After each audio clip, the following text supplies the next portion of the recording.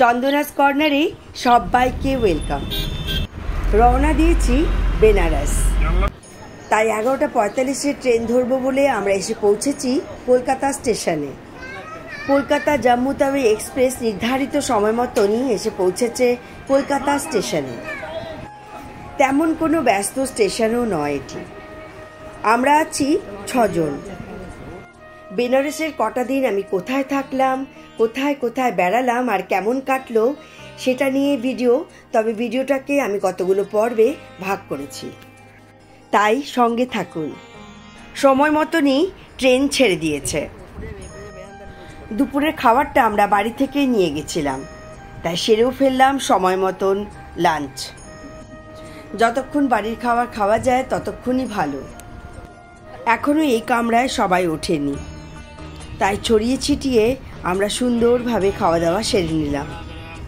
ধানবাদ গোমো এসব আমার ছোটবেলাকার জায়গা, তাই কতক্ষণে আসবে আর আমি একটু প্ল্যাটফর্মে নামবো সেটাই ভাবছিলাম। কিছুদিন মেয়েদেরও কেটেছে এই ধানবাদে। আমার হাজবেন্ডের ছোটবেলাকার জায়গাও ধানবাদ, তাই আমি একা নয়, কজন মিলেই নেমে পড়লাম ধানবাদ স্টেশনে। নেমেই স্মৃতির পাতায় রেখে দেওয়ার জন্য কতগুলো ফটোজও তুললাম আমরা প্ল্যাটফর্মে দাঁড়িয়ে। আজ বহু বছর পর এই ধানবাদ জাংশনে। এই ট্রেনটা ধানবাদ স্টেশন থেকে ছেড়ে দেওয়ার পর আমি আরও নস্টালজিক হয়ে উঠেছিলাম, কারণ আমার বার্থ প্লেস গোমো এর পরবর্তী স্টেশন। প্ল্যাটফর্মে গাড়ি দাঁড়াতেই সঙ্গে সঙ্গে নেমে পড়লাম আর তুলে ফেললাম কতগুলো ফটো। যেহেতু নেতাজি গোপনভাবে এই পথ ধরে নিরুদ্দেশের পথে রওনা দিয়েছিলেন, তাই গোমো জাংশনের নাম তারই নামে করা হয়েছে। জানলা দিয়ে অনেকক্ষণ তাকিয়েছিলাম। পাহাড় মাঠ ঘাট দেখে একদম ছোটবেলাকার কথা মনে পড়ছিল। তাও ভালো রাত হয়ে যায়নি এই জাংশনে। চারিদিকটা সুন্দরভাবে দেখতে পাচ্ছি আর ছোটবেলাকার কথা মনে পড়ছে। মনে পড়ে যাচ্ছে স্কুলের কথা, স্কুলের বন্ধুদের কথা। স্কুলের বন্ধুদের সাথে যোগাযোগ থাকলেও এই জায়গাটার সাথে আর যোগাযোগ নেই, তাই অনেকক্ষণ তাকিয়ে থাকলাম জানলার দিকে। রাত্রে একটা ঘুম দিতেই উঠে পড়েছি, কারণ বারাণসী জাংশন চলে এসেছে। নেমেই ভীষণ ঠান্ডা লাগছিল। একদম রাইট টাইমে ট্রেন অ্যারাইভ করেছে 2:40-এ। যতক্ষণ না গাড়ি ঠিক না করা হয় ততক্ষণ আমি ভিডিও করে ফেললাম বারাণসী জাংশনের। স্টেশনটার খুব সুন্দর আলোকসজ্জা। ওখান থেকে 2টো গাড়ি করে আমরা রওনা দিলাম। না, কোনো হোটেলে নয়, আমরা একটা বাড়িতে এসে উঠলাম। 3 BHK ফ্ল্যাট। Airbnb থেকে অনলাইন বুক করা। একটু আগেভাগেই বুক করতে হবে, তাহলে বেশ ভালো থাকার জায়গা পাওয়া যায়। 3টি bedroom, well furnished. TV, AC, mirror সব কিছুই রয়েছে। সঙ্গে রয়েছে জিনিসপত্র রাখার 3টে করে কাপবোর্ড। সব কিছুই একদম নিট অ্যান্ড ক্লিন। এই রুমের সাথে একটা বাথরুমও অ্যাটাচ রয়েছে। এখান থেকে বারান্দাতে যাওয়া যায়, তাই বারান্দায় চলে গেলাম সোজা। বারান্দা বেশ বড়। এখানেও বেসিন আয়নার সুন্দর ব্যবস্থা আছে। এখনো সকাল হয়নি, এখন 3:30 বাজে।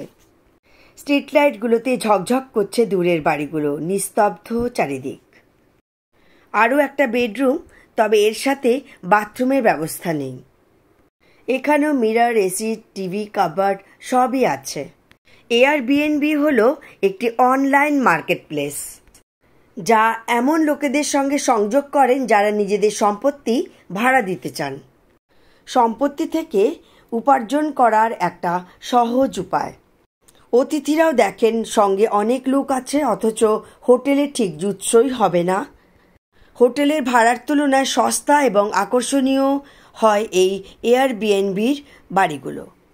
কথা বলতে বলতে কিচেনে চলে এসেছি। কিচেনটা বেশ বড়, আছে অ্যাকোয়াগার্ডের সুবন্দোবস্ত, সুতরাং পানীয় জলের কথা আর ভাবতে হবে না। আছে ইলেকট্রিক কেটলি এবং ইন্ডাকশানও। কমন রুমের মধ্যে দিয়ে পেরিয়ে চলে গেলাম আরও একটা রুমে। আরও একটি বাথরুম আছে এই রুমের ঠিক কাছাকাছি।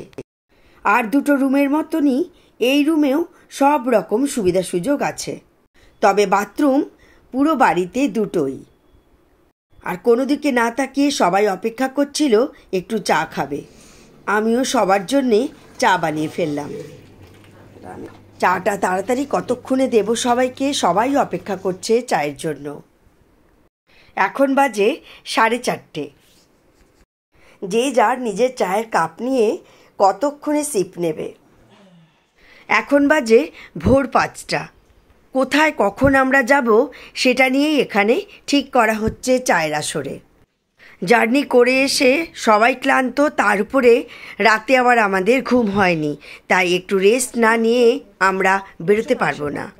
10টার সময় রেডি হয়ে বেরোলেও এখন থেকে আমরা অনেকটা টাইম পাবো বিশ্রাম নেওয়ার। চায়ের আসরেই প্রোগ্রামটা সেটেল হলো, আমরা যে যার বিশ্রাম করতে চলে গেলাম। 8:30টার সময় একটু ছাদে এলাম, তখন অনেক রোদ উঠে গেছে আর ছাদের ভিডিওটা করে ফেললাম। সুন্দর বসার জায়গা, বিশাল বড় ছাদ, 5 তলার উপরে এই ছাদটা। টপ ফ্লোরেই আমরা আছি। বৃষ্টি পড়লেও একটা ঘর আছে, সে ঘরেও বসার সুন্দর জায়গা আছে। 8:30টাতেই রোদ ভীষণ চড়া, তবে হাওয়াটা ভীষণ ঠান্ডা। এবার রেডি হতে হবে বেরোবার জন্য। হাতে বেশিক্ষণ সময়ও নেই, সবাই উঠেছে কিনা সেটাও দেখতে হবে। তাই আর ছাদে বেশিক্ষণ দাঁড়ানো গেল না, চলে এলাম নিচে। 10টা নাগাদ সবাই মিলে বেরিয়ে পড়লাম জলখাবার খেতে। জলখাবার খেয়ে ওখান থেকে সোজা ফেরিঘাটে যাব, সেইভাবেই প্ল্যান করেছি। এই সময় অনেক দোকানই খোলেনি, তাই খাবারের জায়গা খুঁজে খুঁজে আমরা এইখানেই আসলাম। তবে অর্ডার দেওয়ার কিছুক্ষণের মধ্যেই ওরা খাবার সার্ভ করে দিয়ে গেল। আমাদের সবাইরই এখানের খাবার খুব ভালো লেগেছে। খেয়ে সোজা চলে গেলাম আমরা ফেরিঘাটে। যে ঘাটে দাঁড়িয়ে আছি সেটা আস্সি ঘাট। গঙ্গার ঘাটে এই জায়গাটায় সন্ধ্যারতি হয়। সুন্দর সাজানো, পরিষ্কার পরিচ্ছন্ন ঘাট। জল একেবারে স্বচ্ছ, তবে মাঝখানে একটু চর পড়েছে দেখা যাচ্ছে। একটা লঞ্চে আমরা উঠে পড়লাম সবাই মিলে। লঞ্চ ছাড়তে এখনো অনেক দেরি, কেননা লঞ্চ না ভরলে ছাড়বে না। তাই ততক্ষণে আমরা কতগুলো ছবি তুলে নিলাম লঞ্চে। একজন একজন করে ভরে গেল, আর আমরাও গঙ্গার আনন্দ নিতে থাকলাম। বারাণসী ভারত এবং বিশ্বের অতি প্রাচীনতম একটি শহর। হিন্দু ধর্ম তো আছেই, বৌদ্ধ এবং জৈন ধর্মের বিকাশেও বারাণসী শহরের বিশেষ ভূমিকা আছে। বারাণসীর ইতিহাস বিশ্বের অন্যান্যতম ধর্ম সম্প্রদায়ের ইতিহাসের থেকেও অতি প্রাচীন, তাই বারাণসীকে ভারতের আধ্যাত্মিক রাজধানীও বলা হয়। গঙ্গা নদীর সঙ্গে বারাণসীর সংস্কৃতির একটা বিশেষ যোগ আছে। কেউ কেউ গঙ্গায় নেমে স্নানও করছেন। 84টি ঘাট আছে এই শহরে। দূর থেকে ঘাটগুলো আমরা দেখতে পেলাম। কিছু কিছু ঘাট আছে খুবই গুরুত্বপূর্ণ, তার মধ্যে আস্সি ঘাট, আদি ঘাট, দশাশ্বমেধ ঘাট, পঞ্চগঙ্গা ঘাট, মণিকর্ণিকা ঘাট, কেশব ঘাট, হরিশ্চন্দ্র ঘাট একটু বৈশিষ্ট্যপূর্ণ। এর মধ্যে সব থেকে সুন্দর ঘাট হলো দশাশ্বমেধ ঘাট। বিশ্বনাথ মন্দিরের কাছাকাছি অবস্থিত এই জনপ্রিয় ঘাটটি। দশাশ্বমেধ ঘাটে প্রতিদিন সন্ধ্যায় শিব, দেবী গঙ্গা, সূর্য, অগ্নি এবং সেই সাথে সমগ্র বিশ্বকে উৎসর্গ করে আরতি করা হয়। রোদ কড়া থাকলে কি হবে, শিরশিরে ঠান্ডা হাওয়া চলছিল আর আমরা ভীষণ এনজয় করছিলাম লঞ্চে বসে। ওপরে আকাশ আর নিচে জল দুটোই ঝকঝকে। ঘাটের মধ্যে মণিকর্ণিকা ঘাট এবং হরিশ্চন্দ্র ঘাটই মহাশ্মশান। একটু পরেই আমরা দেখতে পারবো হরিশ্চন্দ্র ঘাট। যে কোণা দিয়ে ধোঁয়া উঠতে দেখা যাচ্ছে সেটাই হরিশ্চন্দ্র ঘাট।